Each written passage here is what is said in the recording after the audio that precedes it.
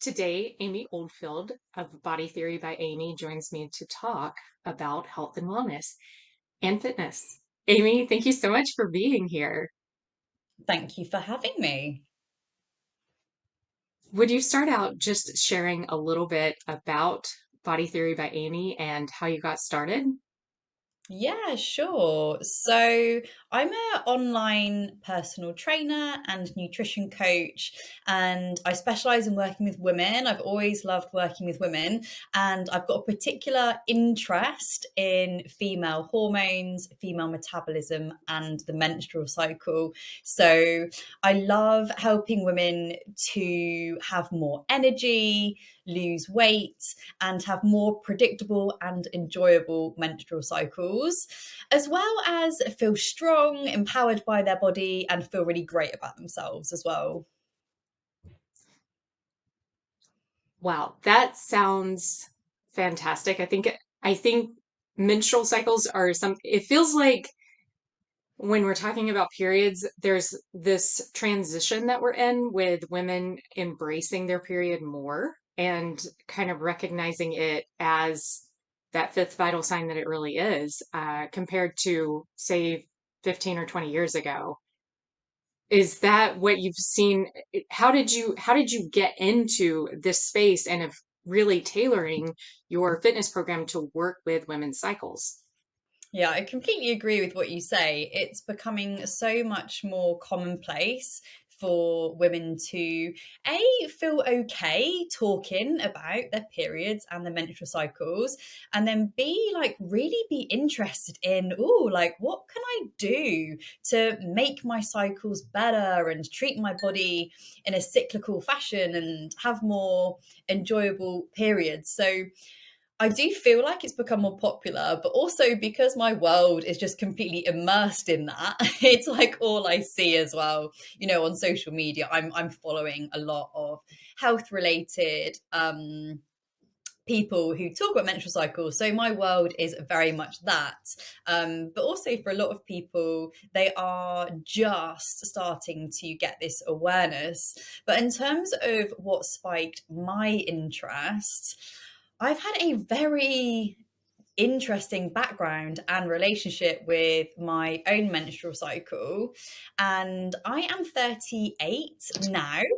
And only really in the last few years have I established what I would call a proper menstrual cycle, which in one way is kind of embarrassing as a woman of 38.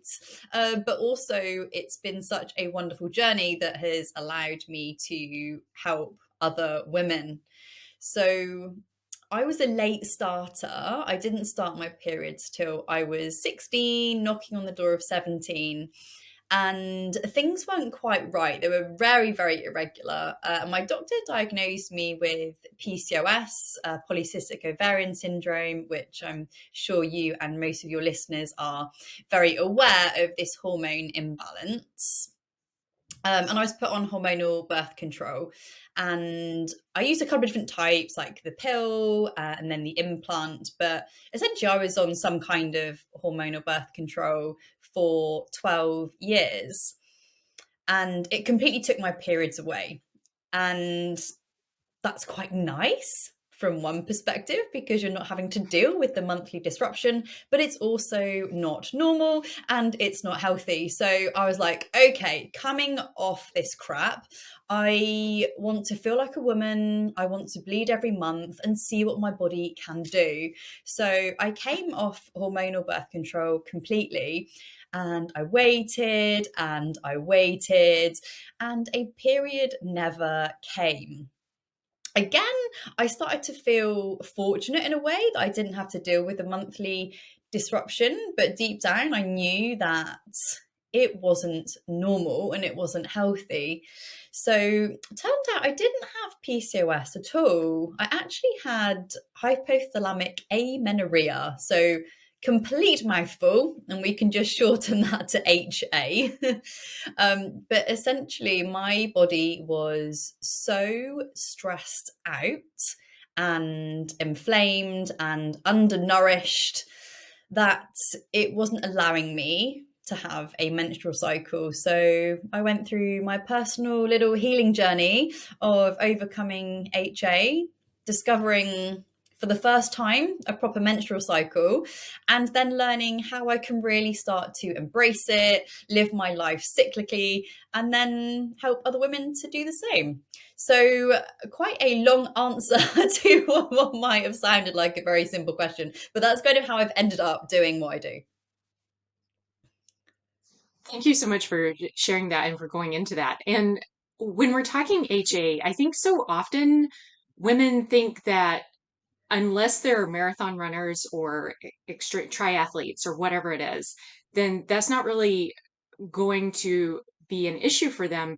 Yet you're the second woman I've heard fairly recently, um, who now this is assuming that you were not doing marathon running or triathlete No. in your younger days. Okay. Can you share some of what you've learned with HA and with that diagnosis? Yeah, so I'm not a marathon runner. I did do triathlon for a very short period of time in my early 20s, but I've been a personal trainer for the last 10 years. So, with that comes a lot of workouts. Yeah. I also had a brief stint of bikini bodybuilding in that time as Okay. well. So, for a while, I was working very intensely in the gym, twice workouts a day. And then you go through this period of what we call cutting, which is like an extreme diet to get all the body fat off so you can step on stage and look absolutely ripped. But that was in my mid 20s. And I was still on hormonal birth control at that point. So I'd backed way off all of that by the time I was in my 30s. But still being a personal trainer, I love my exercise. So I was doing quite a bit of HIIT style training, metabolic conditioning, like short, sharp, intense workouts.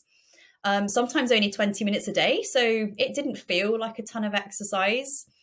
And because I was doing nutrition coaching with my clients, I'd often use myself as a guinea pig for some of the diets.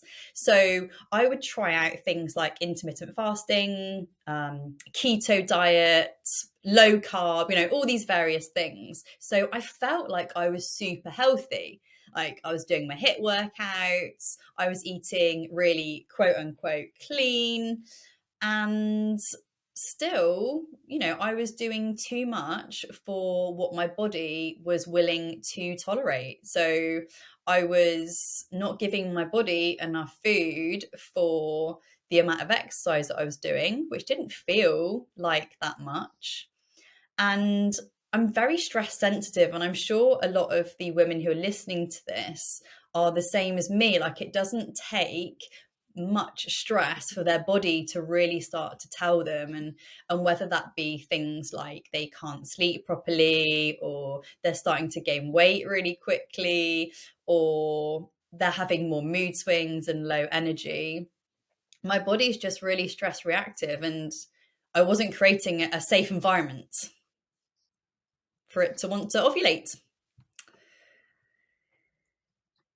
So there are so many things in what you just said that I'd like to unpack a little bit more. Cool. Starting with the exercise piece of it. So you mentioned that some days you were only doing 20 minutes, but it was 20 minutes of HIIT. Mm.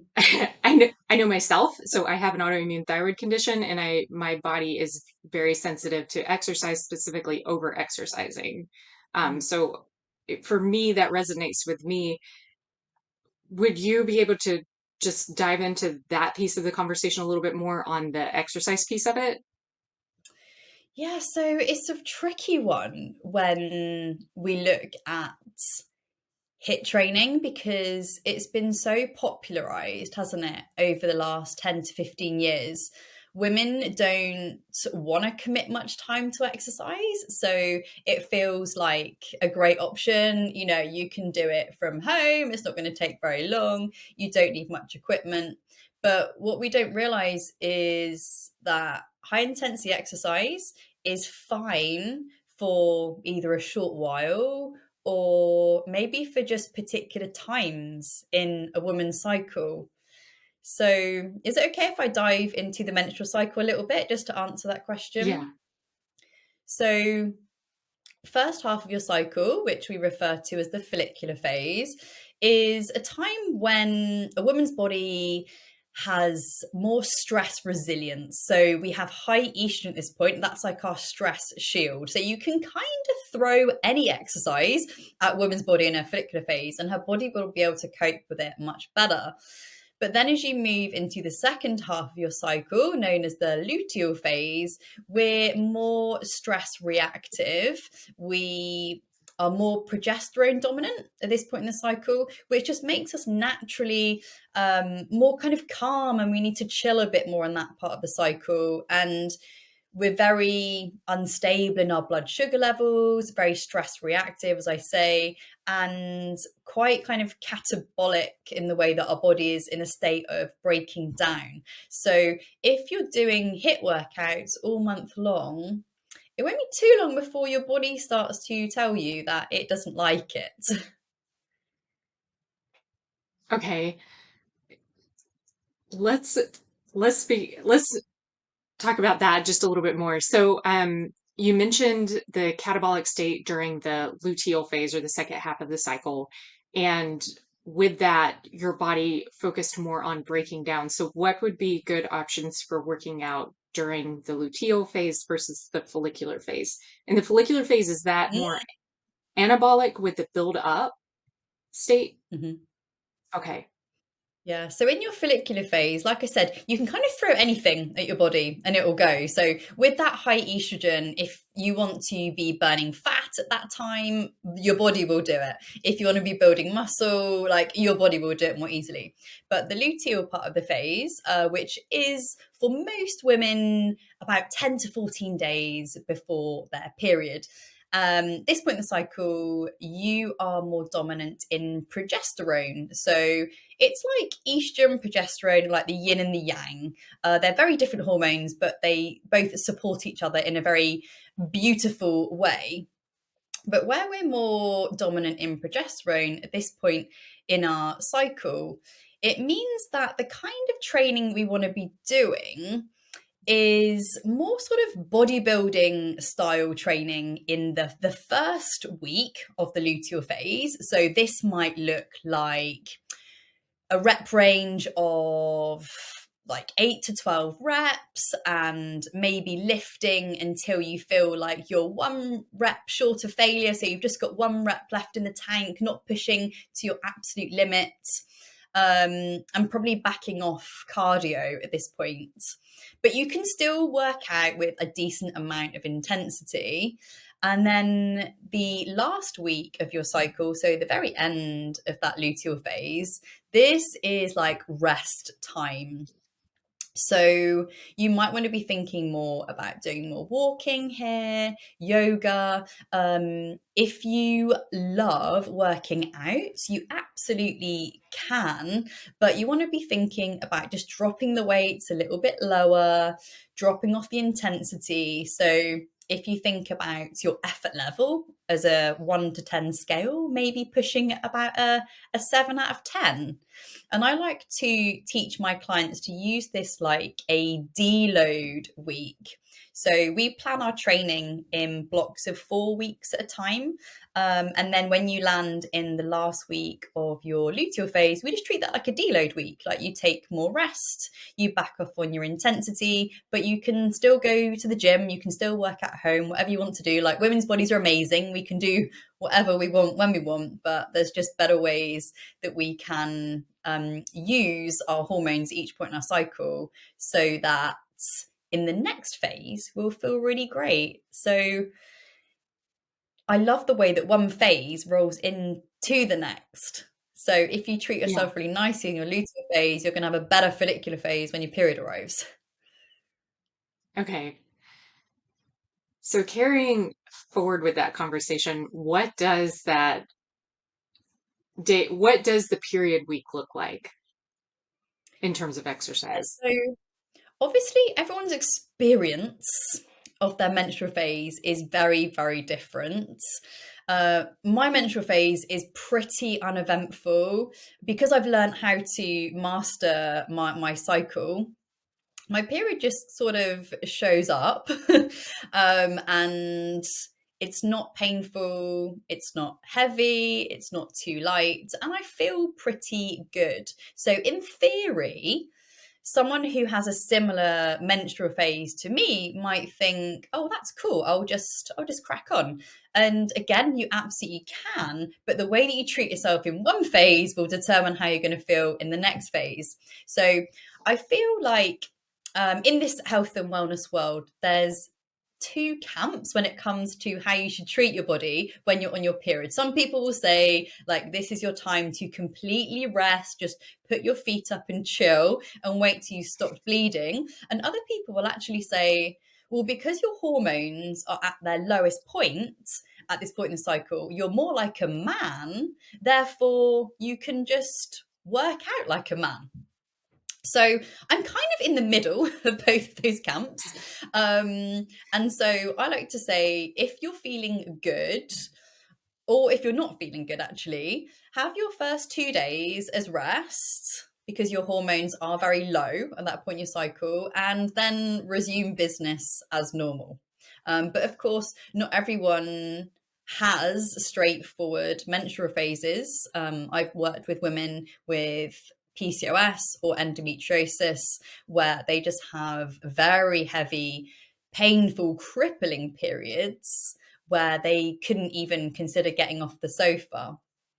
And of course, exercise is just the last thing on their mind at that point. But I do want to empower women by saying that it doesn't have to be that way. Yeah. Doesn't have to be that way. You don't just have to rely on painkillers. There's things you can do, natural things you can do to heal your body. Well, since you brought it up, what are some of those things? Yeah, so I'll tell you about a client of mine. So her name's Sarah. And when she came to me, she'd been experiencing like super heavy, super disruptive, painful periods for years. And I think her mum and her auntie had also had the same. So she just thought, well, it's genetic. This is just what the women in my family do. Like, we've got to deal with it. And actually, she initially came to me for fat loss. So we started working on fat loss and we got some really great results. And then she became more and more interested in her period health. So we started working on that and identified that she had what we call estrogen dominance. Oh, hi, I've got a cat here now. Great timing.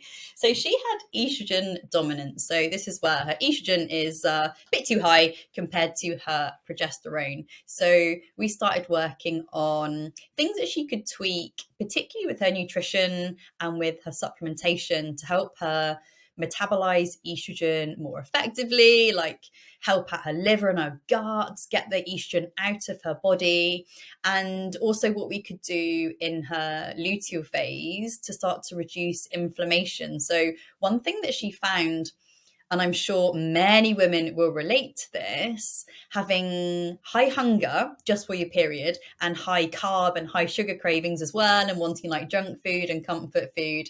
And so that's what Sarah was doing. Like, she was just feeding those cravings, and then that inflammation from eating sugar and crisps, it was making her periods worse. So we looked at taking down a lot of those inflammatory foods, like chocolate particularly. That was like her jam, and really bringing in more anti-inflammatory foods, helping her to realize that all of this was within her control. And she went from crippling periods, that she could barely work on some days, so heavy that she was like changing her pads every couple of hours, to it just being totally manageable, going from 10 days of bleeding down to 5 days.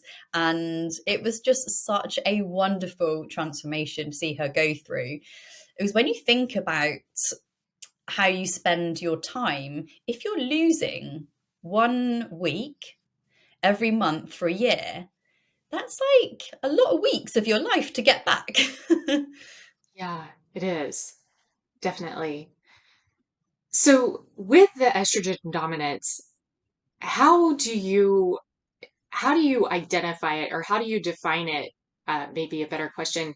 Is it um, just high estrogen during the follicular phase, or is it also even during the luteal phase that estrogen progesterone ratio is off? So it's mostly during the follicular phase and particularly around ovulation as well. So there's many symptoms that can just help you identify if you might have high estrogen. And of course, if you want to go and get blood tests and blood work, if you can do that. But things like if you have like a lot of cramps around the time that you ovulate. This can be a sign that estrogen's getting a little bit high. Maybe you might have acne, like breakouts around your chin, around your mouth. My cat really wants to be on this podcast. Um, and simply the presence of heavy periods, long periods, painful periods, headaches, migraines, bloating in the luteal phase. Like these are all pretty clear signs that estrogen is running the show. So it can present in different ways throughout the whole cycle. But when we talk about estrogen dominance, it really refers to the gap between estrogen and progesterone. So it could also mean that progesterone is really low. And because it's about that gap, like you could have normal estrogen, but progesterone is really low, or you might have high estrogen and normal progesterone. But progesterone is so wonderful, and it's a very period lightening hormone. So when we can start to balance out that ratio between the two, periods become so much more manageable, so much lighter, and you can feel a lot more calm and chilled in that luteal phase as well when progesterone is actually allowed to do its job. Okay. Do you have different recommendations or different treatment plans for women that you suspect have high estrogen and normal progesterone versus normal estrogen and low progesterone? Yeah, so I would take a slightly different route when it comes to supplementation. A really good place that I like to get every woman started with is the basics. So making sure that we're balancing blood sugars, making sure that we're supporting her liver and her gut that are the primary detoxing and eliminating organs of the body and reducing her stress as well. If a woman is really stressed, then her body will start to overproduce our stress hormone cortisol rather than progesterone. So that's where I always start. And for anybody, and oftentimes just the basics sort out a lot of the hormones underneath it. So I think of insulin, so our blood sugar regulatory hormone, and cortisol, our stress hormone, as being like the mother hormones at the top of the chain. And if we can get those two working more effectively, all of the hormones below it can then start to behave in the way that they're meant to. So that's always a great starting place. And then as you get further down the line, we can start to use things like seed cycling. Have you heard of seed cycling? Yes, I've heard of seed cycling. Yeah. But for listeners out there who haven't heard of it, would you talk about it a little bit? Yeah, sure. So, seed cycling is a very simple, very gentle nutrition strategy to just gently nudge your female hormones in the right direction at the right time of the month. And actually, even if you don't have a menstrual cycle, I encourage my clients to seed cycle anyway, but they just do it in sync with the moon, which is also a 28-day cycle. So the idea with seed cycling is that in the first half of your cycle, So follicular phase, or if you are moon cycling, this is new moon to full moon, then you eat flax seeds and pumpkin seeds. You grind them up and then eat a tablespoon of each every day. And then you do the same in the other half of your cycle, or going full moon back to new moon. But we switch those seeds for sesame and sunflower. And each of those seeds has really great nutrients in them, like zinc, for example, that helps just nudge our estrogen in the right direction in the follicular phase, and our progesterone in the right direction in the luteal phase, and also help to detoxify estrogen so that it doesn't get out of control and start to give us all of the problems that I mentioned before. So it's just super simple, really easy, and really effective. I remember that I gave this strategy to one of my clients a while back, who was struggling with really tender breasts. Like as soon as she'd ovulated up until her period, really, really tender breasts. And all we changed was introducing seed cycling, and all the breast tenderness went away. And I love it when you can just add a little bit of Yeah. magic to someone's life like that. Yeah. So you've mentioned insulin resistance or well, you've mentioned blood sugar levels a few times so far, and I feel like this is such a critical piece, not only for women with PCOS. I feel like it's also a critical piece for women who have normal cycles. Can we talk about the blood sugar component a little bit more? Yeah, so what specifically would you like to dive into? Like how to do it, or like what effect Yeah, it can well, maybe let's, if we could start with the insulin resistance and the blood sugar component part of PCOS, and then maybe expand from there, since that's kind of where I feel like the blood sugar regulation is most heavily talked about, is with women who have PCOS. Yeah. So with PCOS, one of the like requirements to qualify for having PCOS is that you have an element of insulin resistance combined with high androgens. And I'm sure women who have PCOS have realized that when they start to eat too high carb or too high sugar, their symptoms just get a little bit crazy. And it's not about eating no carb. And I know there's popular diets like keto, although I feel like that's going out a little bit. Is that just me, or is keto going out of it? Is that dying off now? um, it was I very, don't know. Yes, it's very popular. Keto is one of those diets that I just rolled my eyes at. yeah, Yeah, I haven't paid attention. If it's keto, it scroll right past. yeah, done. Next. Okay. So it was getting recommended for girls with PCOS at one point because in theory, it makes sense, doesn't it? So avoid all carbs, get your blood sugars nice and low because your problem is insulin resistant.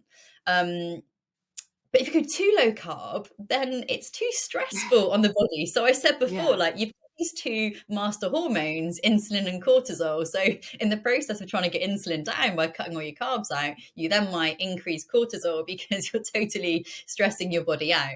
So it's more about food combining than anything. So I love to recommend to my clients more of a high protein diet, like not super high protein, like carnivore, but making sure that at every meal, every snack, they've got some kind of element of protein to slow down that release of insulin into the body. And we can also use fat in the same way, and essentially just making sure that you're never eating your carbs in isolation. So this might look like when you're absolutely starving hungry, you've just got home from work and you can't be bothered to prepare anything, you're just reaching for a piece of toast and slathering on some jam, and it's like sugar on top of starchy carb, and that's just a nightmare for insulin resistance. So you want to think about how can we start to incorporate some healthy fats, like could we put some nut butter on there, or actually maybe it would be beneficial for you to have like some cold cuts of meat or something really protein dense at this point. So making sure that you've combined your foods, always having fat and protein and carbs with your meals can be really effective for girls with PCOS to manage their blood sugar levels. And the other great strategy that's come out in a lot of the studies with girls who have PCOS is having a larger breakfast and then having a smaller dinner. So oftentimes, I'll see girls skipping breakfast, and Yeah. then eating bigger meals later in the day. And because they've got so hungry, they then find they can't stop snacking, particularly on like sugary foods later on at night.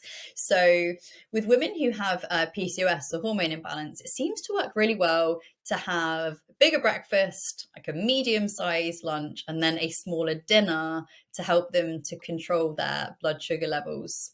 And of course, it doesn't go without saying that if you could avoid sugar completely, like all the refined sugars, this is going to be amazing for you if you have insulin resistance. But, it's not always that easy, is it? In the environment that we live in. Right. So one more piece to this because I hate to bring up the word intermittent fasting because again it's totally not my favorite when it's taken to extreme. Yeah, same. However, what you just described, it sounds almost like it is it's kind of it's intermittent fasting light because there is that period of time between dinner and breakfast the next morning and dinner being light so that your body almost has more time to hit a true baseline where maybe there's no insulin um circulating insulin before you have breakfast. Yeah, so I don't love intermittent fasting, especially for women. But having said that, it's quite a broad term, isn't it? Intermittent fasting. There's Yeah. so many different types. You've got everything from the 5-2 to the 16-8 to 3-day water fasts if you want to. But I generally recommend to women try and hit a 12-hour fasting window between dinner and breakfast. My Okay. preference is definitely a slightly earlier dinner, and then allowing that time before bed for blood sugars to just kind of stabilize after dinner, and allow you to fall into a good sleep. But thinking about connection with the menstrual cycle, if you do want to do a bit more of a longer fast, I would still only really go up to about 14 hours and do that in your late follicular phase anyway. So, like the end of your period up until ovulation, like I said before, when your body is just, it can handle most things at that point. But I find intermittent fasting really interesting because the idea is, oh, all you need to do is just skip your breakfast and then go through to lunch, and then it's really easy. And lots of people say, well, I'm doing that anyway. I'm already doing it. But, how's that working for you? Maybe not very well. So I definitely am more on the side of let's have our fasting time in the evening so that you can have a normal breakfast. Because if you actually look at your management of insulin at that time of day, we're much better at handling carbs in the morning. So if we're saving all of our carbs for the evening and like eating them right up until bedtime, we're missing that window when we can optimize our metabolism in the morning, which is when it digests carbs a lot more easily. We can manage our blood sugars more easily. Of course, if we combine it with the protein and the fat as well. Okay, so I love how you introduced yet another daily or another rhythm or another cycle into the conversation right there. So in addition to us talking about the menstrual cycle, now you've introduced the daily circadian rhythm as well into this conversation. Um, I mean, we could expand on that. I think the other piece of this is also maybe expanding the blood sugar conversation to talk about because you mentioned that you've helped clients who have estrogen dominance, for instance, to bring that down and bring their hormonal balance more in line through just blood sugar regulation as well. And so maybe what does that component look like? Because you also mentioned during the luteal phase, of course, many women leading up to their periods just start really craving those carbs and those comfort foods and whatnot. So, what would be some good substitutes for women who have those kinds of cravings during that time to help balance their blood sugar as well? Yeah. So there's something here that I love sharing with women, and it usually is music to their ears. So in your follicular phase, you have a slightly lower metabolic rate, which on the surface level, it doesn't sound good, like, oh, low metabolic rate, I don't want that. But it means that you don't get as hungry, and so you don't need as much food to get through the day. But in your luteal phase, what happens is after progesterone starts being released, you have an increased metabolic rate. And that means you may burn, and this varies between woman to woman, but you may burn up to 300 extra calories per day in your luteal phase. So it's no wonder everyone's starving hungry and they can't stick to a diet at that point, and all they're craving is sugar because if you are already dieting, already creating a caloric deficit, you've just made that deficit even bigger. So it's no wonder you can't stick to it and you just want all the sugar and all the food. So if I'm working with a client on their nutrition, then we make sure that they're eating more in their luteal phase. So we can start to avoid a lot of that self sabotage, but also look at the balance of carbs, fats, and proteins that they're eating in that point in the cycle as well. So I'm a big fan of macro tracking and helping my clients to understand like where they're getting all their macros from and why they need them.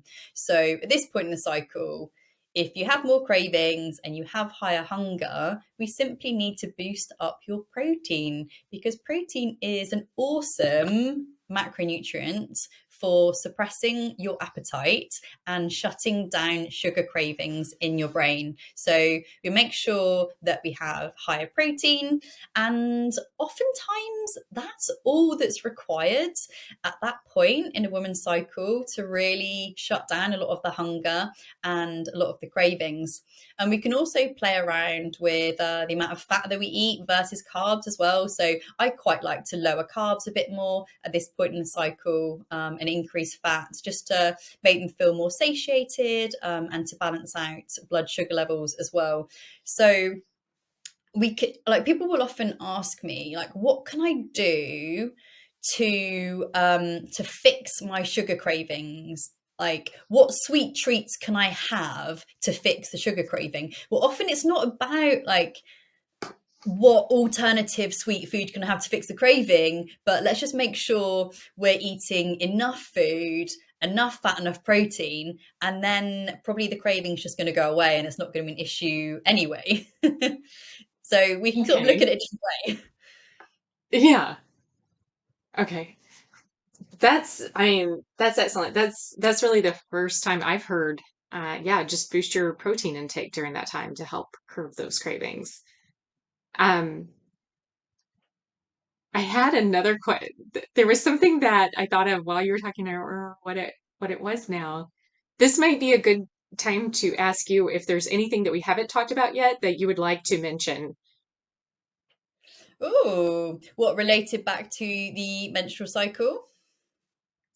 Yeah, related to, yeah, just anything. I feel like we've covered a lot, but One thing that I do think is really important to mention when it comes to women's bodies and health and cycle is to know that you have the power to control what goes on in your body. So your period is not a curse, it's a superpower, if anything. Just because you are a woman, or just because maybe you're getting older and you've started to get different symptoms occurring, like, you don't have to put up with it. It's not just a given that as you get older these things happen. All of this is within your control. And I know that you've done another podcast on hormonal birth control before. And so listeners might want to kind of refer back to that. But I think it's also just important to highlight that whether you have a cycle or not, or you want to get pregnant or not, like, even fertility, all of that is within your control. And if you're listening to this thinking, well, I don't have a menstrual cycle because I'm on birth control because I don't want to get pregnant, like, go back and listen to the episode on fertility awareness, because all of that is within your control. You have the ability and the power to control your fertility and your symptoms all by yourself with the power that you have. So I just want to kind of give that power back to women. Yeah, I think that is so important and so profound that we don't have to rely on a pill for avoiding pregnancy. We can do it naturally just by learning to read our body's cues. Mm. Um, I do want to ask one other question about HA. For you, what finally resolved that, and how were you able to move back into normal cycling? So when I realized I had HA, I actually made a huge life decision. So at the time, I was running a personal training studio in my home city. I'd been running that for 5 years. And as much as I loved it and it was my baby, I realized that that was the key stressor in my life. So I was working with a nutritionist at the time and we were doing lots of blood work. And she said, honestly, Amy, I feel like the biggest win for you is going to be reducing your stress. Like, we can do a lot with your nutrition, we can do a lot with your supplementation, but unless you address the stress in your lifestyle, we're not going to get through this. So it was almost a pretty snap decision for me to sell that business. Like, I couldn't have that in my life and recover from HA at the same time. And I remember going into my nutritionist's practice room, and I just said, right, that's it, I'm selling my business. And she was like, oh, and I don't know if I can swear on this podcast, but she used the F word, and I've never heard her swear. And she was just not expecting that to come out of my mouth. She didn't think I was going to really make that drastic a change in my life. So I sold my business. I made stress reduction my number one priority. I took a complete year off of working and I just did like all the stress reduction. I did all the yoga, I did all the leisurely walking in green spaces, all of the breath work, taking all of the like adaptogenic herbs, ashwagandha, rhodiola, everything I could to just get my cortisol down. So that was a massive change. I also really pared back the volume of exercise I was doing. So I totally stopped doing cardio. I just focused on resistance training. So I went back to doing 2 resistance training workouts a week rather than doing 5 high intensity workouts. Changed a lot in regard to my nutrition as well. I was pretty guilty of going low carb pretty much all of the time. So I had to embrace eating much more carbohydrates because, yeah, my body did not want to ovulate eating low carb all the time. And there's one other big thing I did. Oh, yes. Can I forget this? I had to put on a lot of weight. And I say a lot of weight, it wasn't a lot of weight. It just felt like a lot of weight for me. As someone who is used to being a lean personal trainer, um, did not enjoy ever seeing my body starting to kind of get a bit fluffy and fat. But I knew that the more fat you have, the more estrogen your body can start to produce. So I just embraced eating food, which actually turned out to be a lot of fun. I had complete flexibility, just eating a ton of food. Sometimes I would track my calories, sometimes I wouldn't. But I was probably eating about 3,000 calories a day. And a lot of women would be pretty horrified by how much food that is. But actually, I managed to really boost my metabolic rate by eating that volume of food. So eventually, once my periods had come back and things had really started to stabilize, and I'd got comfortable with the bigger version of my body, I was able to lose weight really easily because my body finally felt safe that it hadn't been in an environment of calorie restriction and low carb month after month, year after year. It really enjoyed eating more for a period of time. So yeah, I just got comfortable in a big body, embraced everything that brought, and knew that it was vital for my recovery. And I think anyone who has been through HA understands the difficult journey of seeing yourself getting bigger, having to buy bigger clothes, not trying to squeeze into those small clothes anymore because it doesn't make you feel good. But really knowing that you're playing the long game. You need to just embrace a bit of short term discomfort for the long term gains. And I'm so pleased I did it because during that time, I learned so much about how important it is for a woman to ovulate for as long as possible before she reaches menopause so that you can have a much more successful and less dramatic menopausal phase of life. So I dread to think how I would have ended up if I'd continued to push my body and ignore it into my 40s and 50s. But I will never have to find out, thankfully. And for listeners who are listening to this podcast and not watching the YouTube, just so you know, Amy is absolutely gorgeous. I mean, I can see her um from the bust up, but yeah, she's fit even even as she's talking about all this. Oh, thank So, you. um, I so I realize that we're coming up to the end of the hour, and I definitely want to be respectful of your time. However, there is one piece that you mentioned in that. You mentioned that you dialed back the number of times that you worked out during the week to about two weight resistant sessions a week. Can you just talk on like what is in working with all of your clients, what have you seen as kind of a best practice or a best approach for number of days that women really should be working out? Yeah, it's probably a lot less than you think. So Okay. the women that I program workouts for now, I advise 3 days a week, no more than an hour. And that's not an hour on the elliptical machine or racing from one exercise to the next without any rest.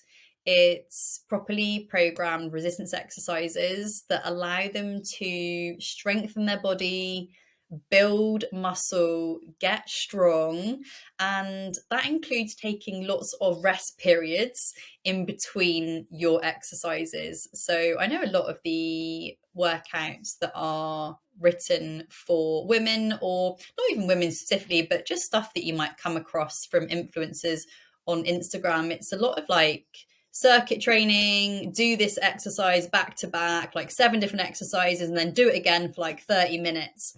And that's not how women build strong bodies. That's not how you create healthy hormones and healthy metabolism. So I've had amazing results with women working out 2 to 3 times a week, sometimes four, but most women don't have the time or the inclination to do that. So it's really about the minimum effective dose, I think, and walking. So I think walking should become trendy. It's just the best exercise for women. People say to me, "Oh, you don't do any cardio, Amy?" I'll say, "Well, no, I walk. Like, I walk for at least an hour every single day. That's my cardio." Okay. Um, and with that, so it sounds like weight resistance is your preferred approach or preferred recommendation for women. Just thinking about it as opposed to yoga and or lots of like use of your own body weight, either yoga or Pilates or something, So I'm isometric a training. massive fan of yoga. I don't have that much experience of Pilates, but I definitely think it's a great form of exercise for women to do. It has lots of benefits, particularly for posture and core strength. But if I was to design like my perfect exercise regime for someone, it would be lifting weights 3 times a week, yoga. Well, yoga as often as you can, because yoga can be like 5 or 10 minutes, can't it? But yeah, yoga as much as you want to, and walking. I really think that Okay. yoga was a big part of my recovery as well, actually, because I used that as a really stress reducing activity, and not really something that I thought of as a workout or as exercise. Like, that was really about getting my stress hormones down, um, just gently kind of moving my body, and getting some flexibility and breathing and headspace. So I thought of that like my yin to my yang. When you're working out, you're feeling really challenged, but when I do yoga, I just want to chill. Okay. Amy, as we wrap up, is there anything else that you want to leave the listeners with? And definitely also share how people can find you. Yeah, so I would love people to come and find me on the socials if you are there. So on Instagram, I'm Amy Body Theory, and on Facebook, I'm Amy Oldfield. So send me a friend request, come and follow me. Don't be a stranger. Come and chat to me, and I'd love to help you out. And one of the things that I specialize in specifically is helping women to lose fat, but do it in a very female specific way, supporting their cycle. So if you want to get a bit of free information around that, I can share a link with you to download a free guide that I have as well. So it's my cycle syncing for fat loss guide. Okay. Well, thank you so much for your time today, Amy. Thank you to you for inviting me. It's been fun.